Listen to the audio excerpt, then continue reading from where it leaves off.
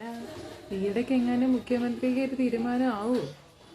മുഖ്യമന്ത്രി ആരായിരിക്കുമെന്ന് അറിയാനുള്ള ആകാംക്ഷയോ ആരാധനയോ കൊണ്ടൊന്നുമല്ല. ഈ തുടക്കത്തിലെ ഇങ്ങനെയാണെങ്കിൽ മുന്നോട്ടുള്ള നിങ്ങളുടെ ഭരണം എങ്ങനെ ആയിരിക്കുമെന്ന് കാണാനുള്ള ഒരു ആകാംക്ഷ കൊണ്ടാണ്. അതറിയാനുള്ള ഒരു ആകാംക്ഷ കൊണ്ടാണ് ഈ വോട്ട് ചെയ്ത് ജയിപ്പിച്ച ജനങ്ങളെല്ലാവരും മുഖ്യമന്ത്രി ആരാവും എന്ന് ചിന്തിച്ചുകൊണ്ടിരിക്കുന്നത്. ഈ 10 വർഷത്തെ ജനങ്ങളുടെ ഈ ദുരിതപൂർണമായ ഭരണത്തിന് ശേഷം ഇത്രയും ആൾക്കാർ വോട്ട് ചെയ്ത് ജയിപ്പിച്ചതല്ലേ നിങ്ങളെ? ആ ജനങ്ങളെ ഇങ്ങനെ ഇട്ട് കസേര ചുറ്റിക്കാമോ സർക്കാർ?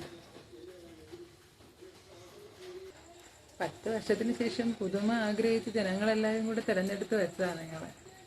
അപ്പം നിങ്ങളുടെ ആ തുടർഭരണമല്ല, ആ ഭരണം എങ്ങനെയായിരിക്കുമെന്ന് കാണാനുള്ള അതിയായ ആഗ്രഹമുണ്ട്.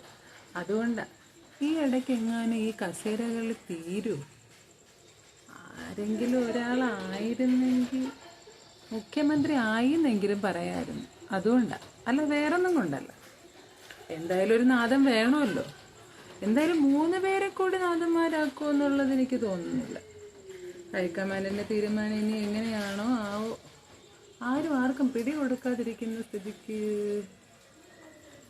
ഇനി ഈ കണ്ട റീൽസുകളിലെല്ലാം പറയുന്ന പോലെ ഓരോ ദിവസം ഓരോരുത്തരായിട്ട് ആഴ്ചയിൽ 3 ദിവസം മാറി മാറി ഓരോരുത്തർ മുഖ്യമന്ത്രിയായിട്ട് വരുമോ? എങ്കിൽ അതും ഒരു പുതുമയായിരിക്കും. ഈ 10 വർഷത്തിന് ശേഷം എല്ലാം പുതുമ കൊണ്ടുവരുന്ന ഭരണമാണല്ലോ. അപ്പം ഇനി ഈ വരുന്നതും ഭയങ്കര പുതുമയുള്ളൊരു സംഭവമായിരിക്കും.